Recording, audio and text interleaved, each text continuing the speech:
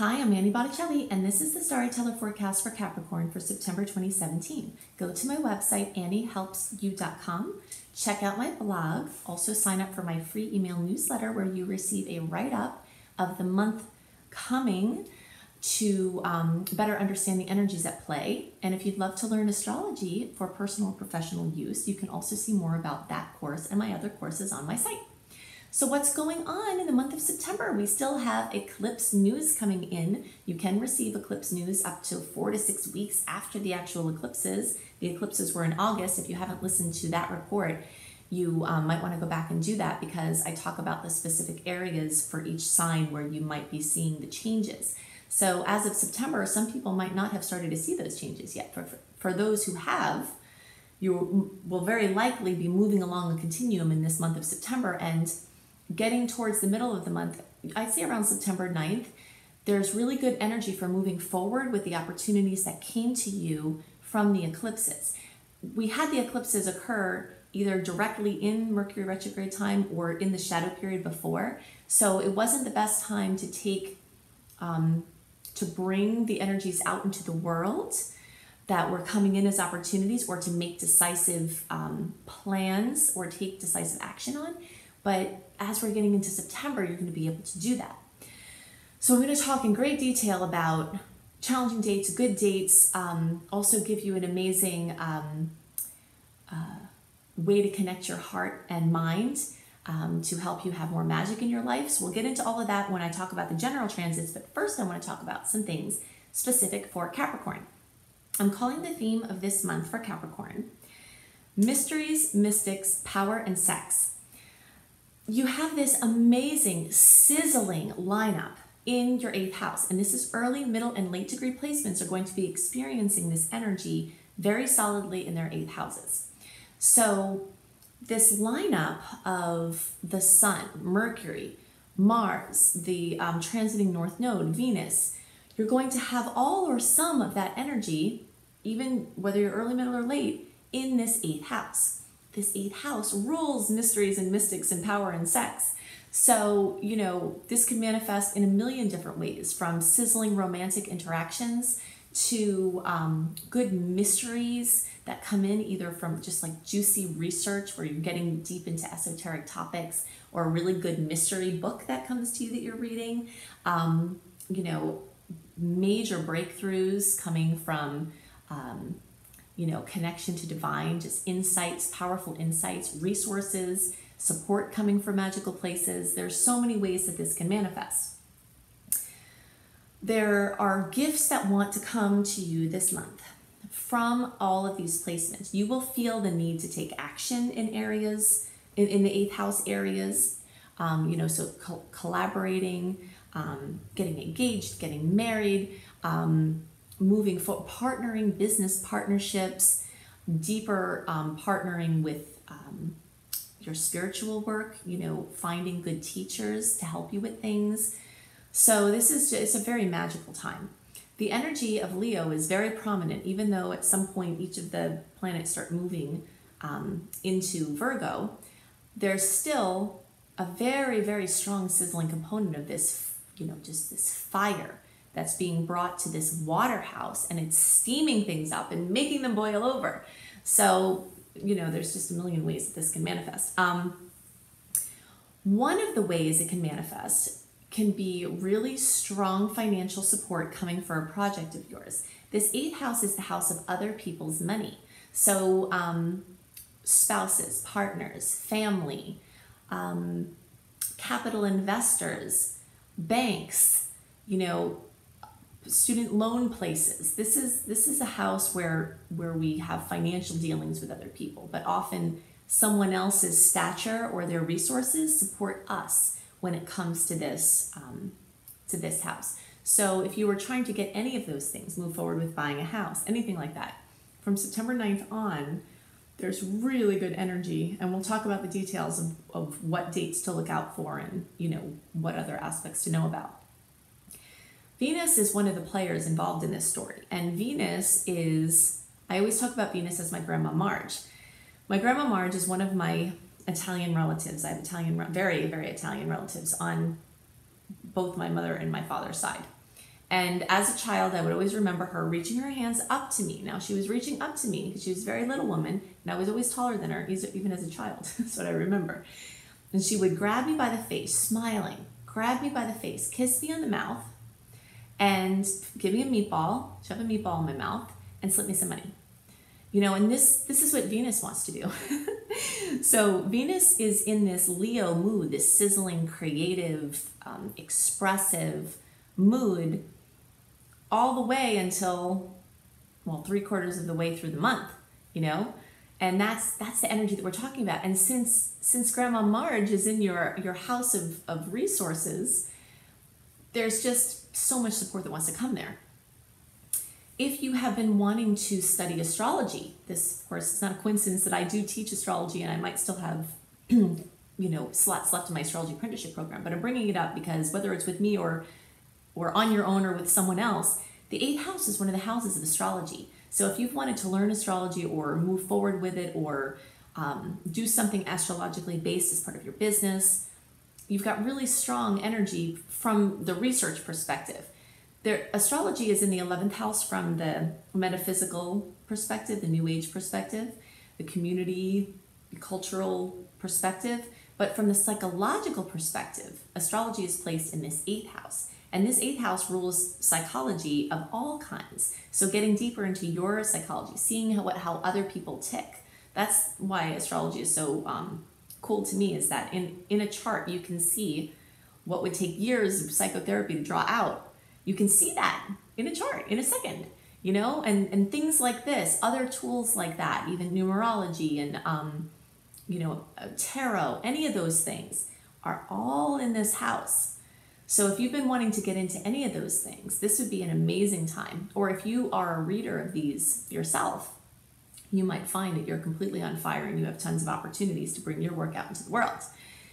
So these are some of the things that are specific for Capricorn. Now I want to talk about in more detail some of the challenging dates, some of these awesome dates that I'm really excited about. I want to talk about this amazing method to bring these gamma waves, get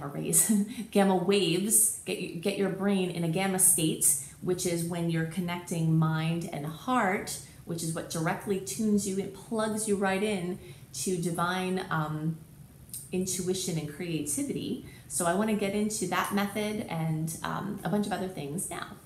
So the theme of this month for all signs is bringing fun to work. At this time of year, we start reining in that summer schedule. For my friends down under, maybe you're starting to think about opening things up for spring cleaning, whatever that looks like from the change in temperature perspective or the change in routine perspective, like going back to school. We often don't think about the astrological basis behind our tendency to get on task at this time of the year. But there is an astrological basis to it, as there is with many things that astrology doesn't get credit for. At this time of the year, personal planets start moving into the sign of Virgo and from Leo, you know, so Leo is this creative, fun energy, and Virgo is very much on task. It's very much about duties. It's very much about organization and structure. So this year we've got quite a bit of Leo hangover into September, which means that it's going to be a little bit harder to get back on task. You know, you'll find that you'll want that flexible, creative expression energy to drip a little bit further. So my recommendation for this is to bring that creative and fun energy into your duties. And this is a wonderful recommendation for people following, you know, on a spiritual journey anyway, trying to make their lives better and improve their circumstances, bringing fun to work. But astrologically, it's a very wise principle to employ this month. So any way that you can figure out ways to better enjoy work, spruce up your workspace, bring more fun, creativity, flexibility to your organized routine, that's all going to be very well served by the astrological placements. We have a lot of other things to talk about this month regarding energy still coming in from the eclipses, Mercury going direct, some amazing dates for launches and pushing things forward. But before we get into that, I want to give you a very quick tutorial on something that came to me through Greg Braden. Greg Braden is one of my favorite people in the world. He is amazing, doing amazing things in the world. And he has this wonderful show on Gaiam TV, G-A-I-A-M TV, probably.com, but you can look for it online, where they have spiritual movies and documentaries and high vibrational information. So it's very refreshing. And Greg Braden has a show called Missing Links, where he will, in each program, bring the most updated science to show how it supports spiritual wisdom that has been passed on through the ages, and show you how to use this updated science, this new scientific findings, to deepen your spiritual work and to improve your experience on the planet and make the world a better place. So something that he recommended that I want to do this quick tutorial on, because it's relevant to this bringing fun to work. You know, when we talk about being more creative or bringing more creative spark to something that is very, logical and mundane, sometimes there's a disconnect there. So we can say that the logical energy will represent the mind and the creative spirit will represent the heart. So when the heart and the mind and the heart are not talking, then it's very difficult to bridge that divide. So he explains that when we can create gamma waves in our brain, that links up the heart and the mind, so that we can be naturally in tune to intuition, to creative wisdom, and self-healing, and overall create a better world for ourselves and everyone else. So the way that he says to do this in 3 quick steps is, the first is to touch your heart by actually touching your heart space, your heart chakra. You can start a connection, a conscious connection with the heart. Then if you slow your breathing down to 5 seconds of the intake, so 5 counts breathing in and 5 counts breathing out, and then the third step is to think about something you're grateful for. Now usually that thing will make you smile, even if it's just on the inside, but sometimes you'll find yourself actually smiling. He recommends doing this for at least 3 minutes, but I notice a huge difference just doing it for a short period of time. So if you are trying to blend these parts of your life, bringing fun to work, or anything else where you need to have heart and mind coordination, then follow those 3 steps and do that as often as possible, and it will start to bring you into a more heart-centered experience, which is what the world really needs.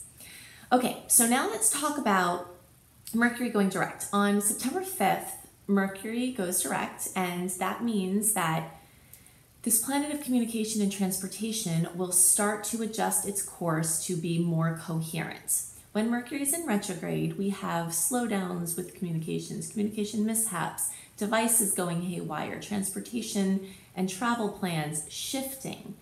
Mercury retrograde can be a very good time to travel. It's a misconception that it's not a good time to travel. It's just you have to do extra work to make things flow sometimes if you're not tuned in. Like if you're trying to schedule too much, often plans will change. So you can check out my Mercury retrograde video if you search for Annie Botticelli Mercury retrograde to see all about how to navigate in the Mercury retrograde energies. But for now, we just want to know that on September 5th, it goes direct. It often takes at least 2 to 3 days before things get regulated. So sometimes you'll have your action list. If you've learned to wait on big action steps until Mercury's direct, you'll be chomping at the bit and say, okay, September 5th, I'm going to start doing everything. And that's not recommended, because it's like when you slow down to make a U-turn, you have to slow down. This is like a planet changing directions, has the same energy. You have to slow down and then wait to see if other traffic is coming, and then get back up to speed. So there's awkwardness in that time where you stop before you, start moving again. And that's the equivalent of this September 5th time. So I would give it a few days before you start trying to move forward. I really like September 12th, even though we're not technically out of the post-retrograde shadow period then, we've got some amazing dates. We've got the 12th, I think the 13th, hold on. No, not the 13th. The 12th, the 15th, and the 17th and 18th are my favorite days of the month for doing things. It's not till September 20th that Mercury retrograde post-shadow period completely clears, but there's so much wonderful energy. And as usual, whenever I give you dates, you want to feel around them because there's often a challenging transit right next to an awesome transit, and it's going to show up differently for each individual. So you have to tune in and feel when that pocket is on and jump on that pocket for your action steps. So you're still going to have news and information and a continuum moving along from the August eclipses. We can get news from the eclipses 4 to 6 weeks after the eclipses. And since we're in this, period of time between 2017 and 2019 of the Aquarius Leo eclipse polarity, you can have movement at any time during this time. So things have been set into motion and they're going to continue. But sometimes people will go through a month where there's eclipses and they won't even get any news or anything notable. But the month after, then boom, that's when the news comes. So we want to be on standby still that all of September, even a little bit into October, you could still be having news, information, opportunities, things that need your attention that are coming from those August eclipses. So I'm going to give you a few more dates and some information about some transits to be aware of this month.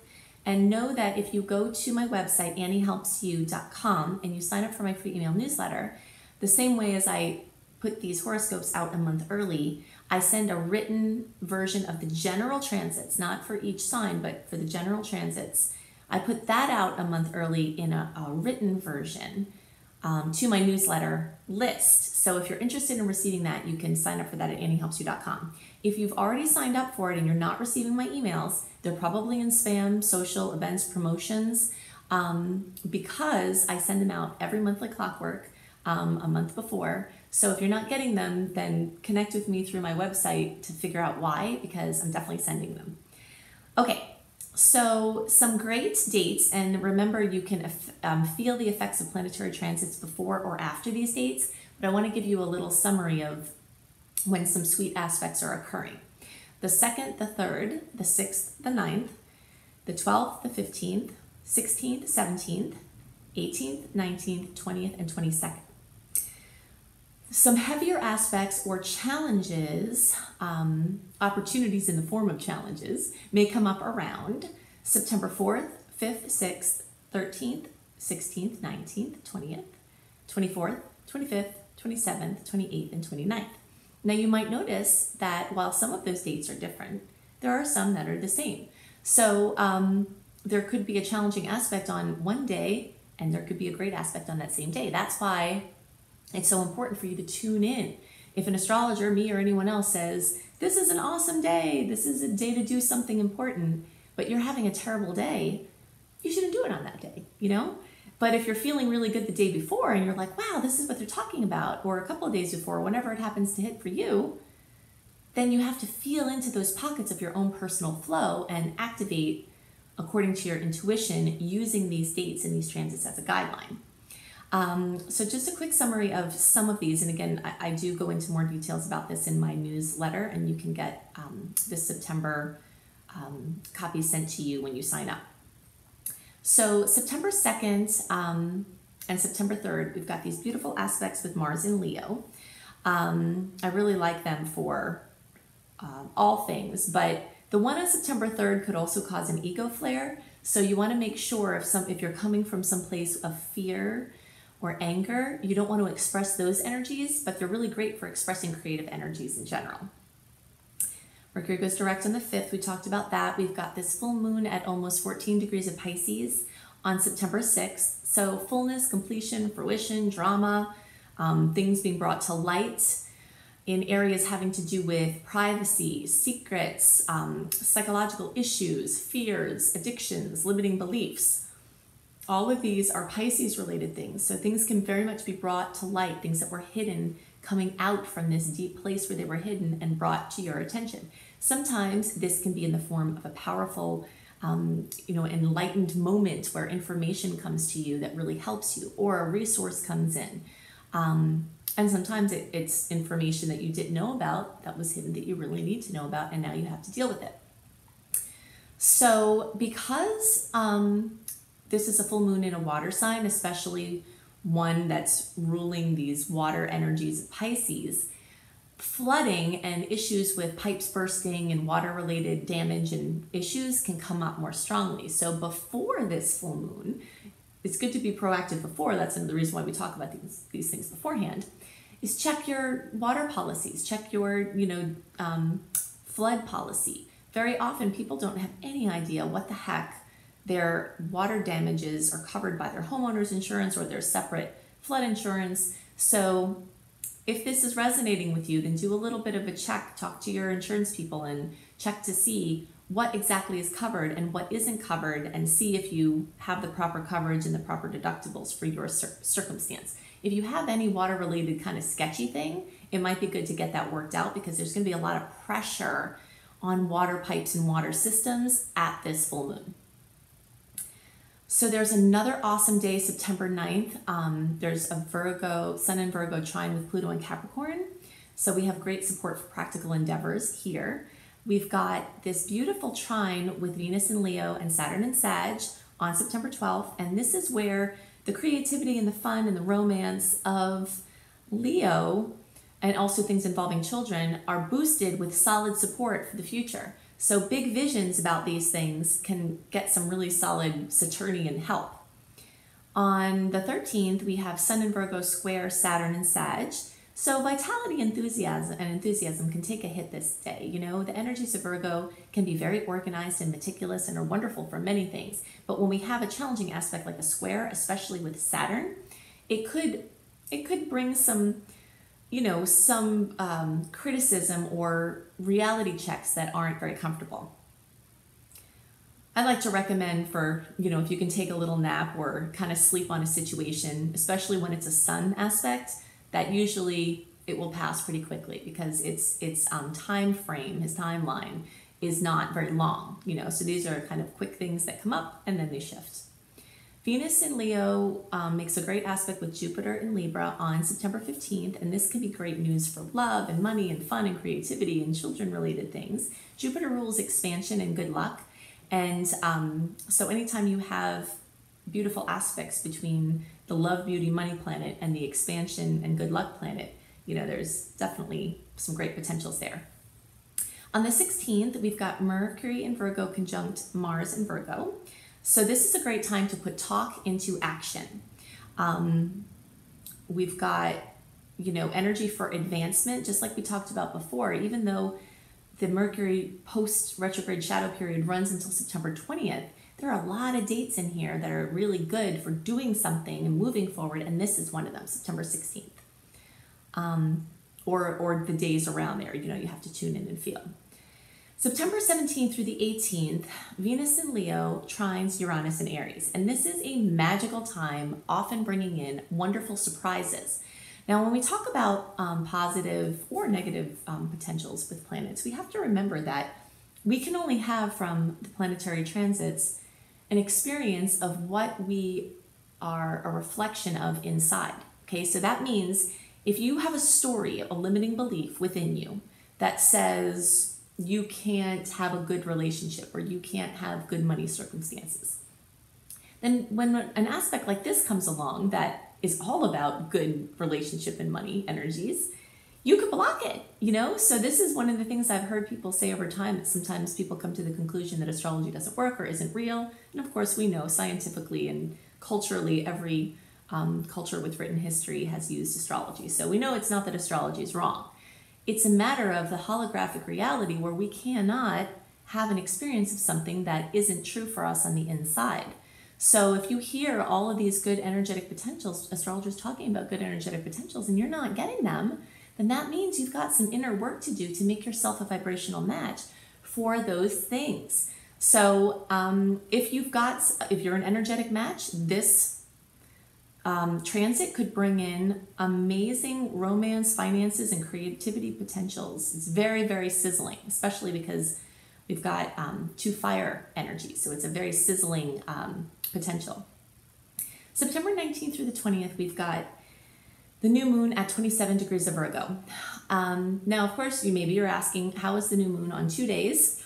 It's not. It just depends what time zone you're in. That's why we say the 19th through the 20th. So depending on where you are, that date could be different. So you always want to check to see the exact new moon energy time and figure it out for your location to see the exact day that this occurs. So the new moon at 27 degrees of Virgo opens new chapters for health, your daily routine, office dynamics. It's and if you're self-employed, your self-employed workflow or your business, pets, anything having to do with medical diagnostics, diet regimens, anything like that. New chapters opening there.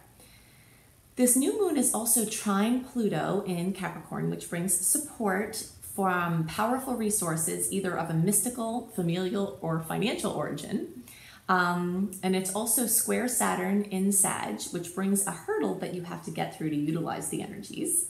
And then it's opposing Chiron, which brings opportunities to train your inner hero. We always talk about Chiron as this wounded healer. That's one of the best known descriptions of Chiron in astrology, is that he's a wounded healer. Chiron was, in mythology, was a gentle centaur. And he had a wound, and there was, that's where we get that from. There's obviously a lot of story behind it. But one of the other aspects, lesser known aspects of Chiron, is that he was a trainer of heroes. So many of the heroes of that time were actually trained by Chiron. And so I see Chiron, when it shows up in a chart, here it's in a challenging aspect, but we always have opportunities from challenging aspects.